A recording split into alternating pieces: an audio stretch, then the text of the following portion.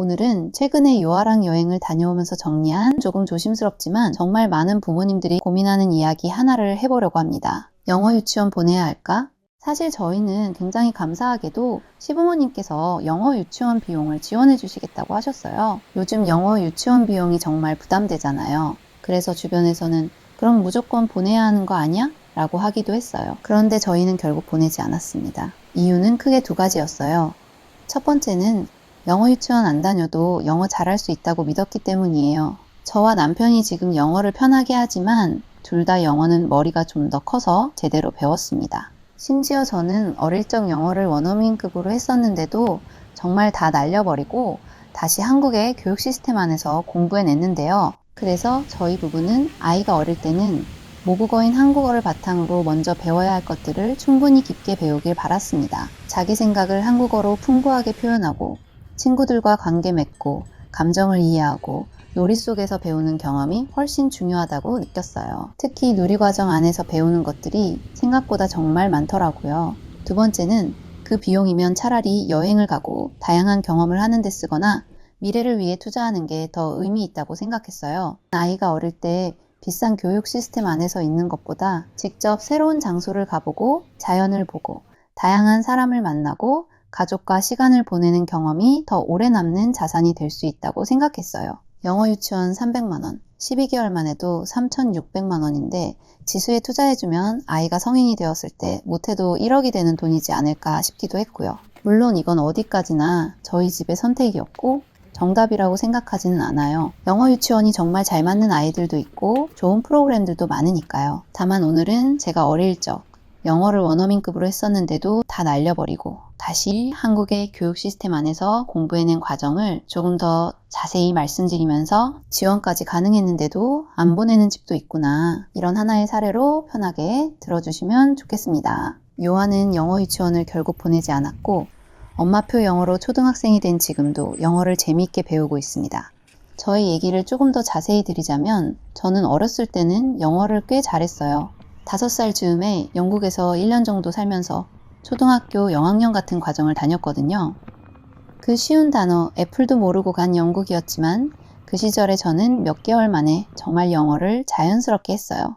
아이들하고 놀고 수업 듣고요. 이런 부분들 때문에 대부분 영어 유치원을 보내실 거라고 믿어요. 한국에 돌아와서는 부모님이 영어를 계속 이어가라고 영어 학원에 보내셨어요. 근데 문제가 생겼어요. 제가 6살인데 영어 수준만 보면 꽤 앞서 있으니까 학원에서 중학생들이랑 같은 반에 있었습니다. 어느 날 원어민 선생님이 수업 시간에 라이언 킹 영상을 틀어주셨어요. 저는 정말 재밌게 봤어요. 내용도 다 이해됐고요. 근데 수업 끝나고 선생님이 칠판 한가득 영어 대본을 적으시더니 다 적고 가라, 숙제를 내주신 거예요. 저는 초등학교도 가지 않던 6살이었어요.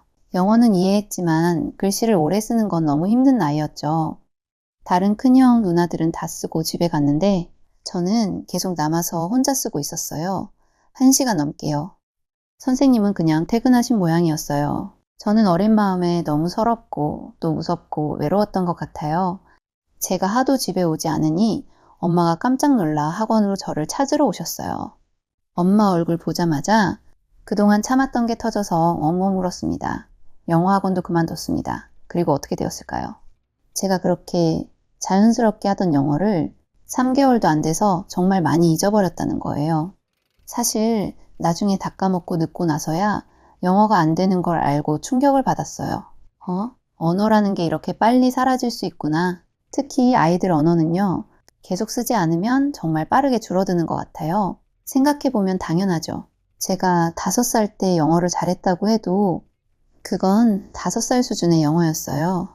중고등 영어 단어를 알 리 없고 학문적인 영어를 할 수 있었던 것도 아니고요.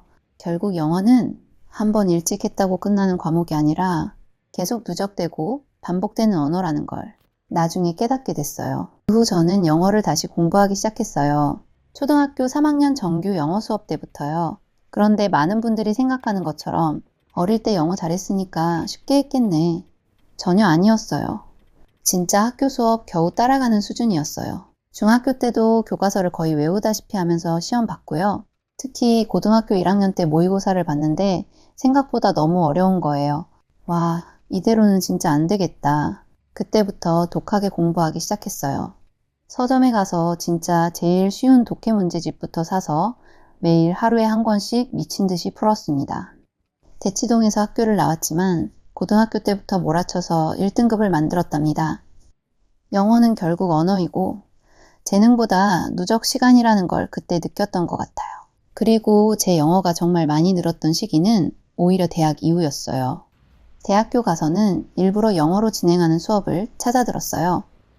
어차피 원서로 공부해야 했어서 오히려 편할 수 있겠다 싶기도 했고, 영어로 하는 수업을 들으면 A 학점을 더 많이 줘서 한 선택이었는데, 보고서를 영어로 쓰고 영어로 발표하다 보니 자연스레 영어가 더 늘게 되더라고요.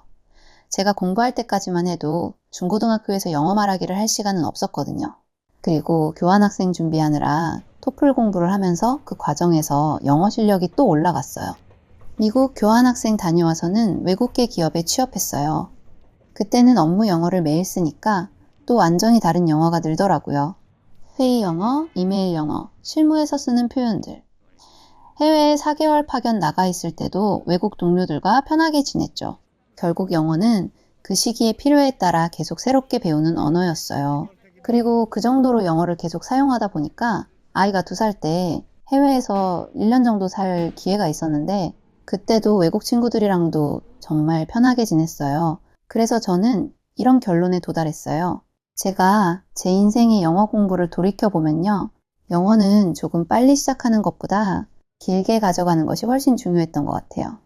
그리고 처음에 말씀드렸듯 유아기에는 영어 실력보다 더 중요한 것도 많다고 느꼈어요. 친구랑 노는 경험, 몸으로 뛰어노는 경험, 한국어로 깊게 생각하는 힘, 누리과정을 즐기는 경험. 저는 아이가 한글을 사용하는 일반 유치원에서 그 시간을 충분히 누렸으면 좋겠더라고요. 실제로 저희 요한은 행복하게 유치원을 다니고 체험 수업도 많이 하려고 노력했고요. 국내 해외여행도 많이 다녔답니다. 물론 영어 노출은 했어요.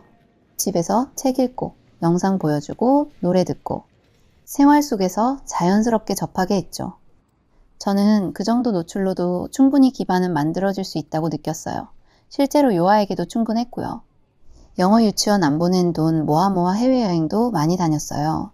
요아가 실제로 영어를 사용하는 환경에 자주 노출되다 보니까 영어도 더 적극적으로 공부하더라고요.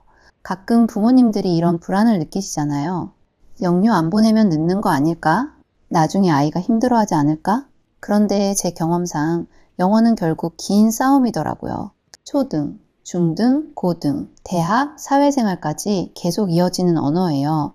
그리고 정말 중요한 건 아이가 영어를 질리지 않고 오래 가져갈 수 있느냐인 것 같아요.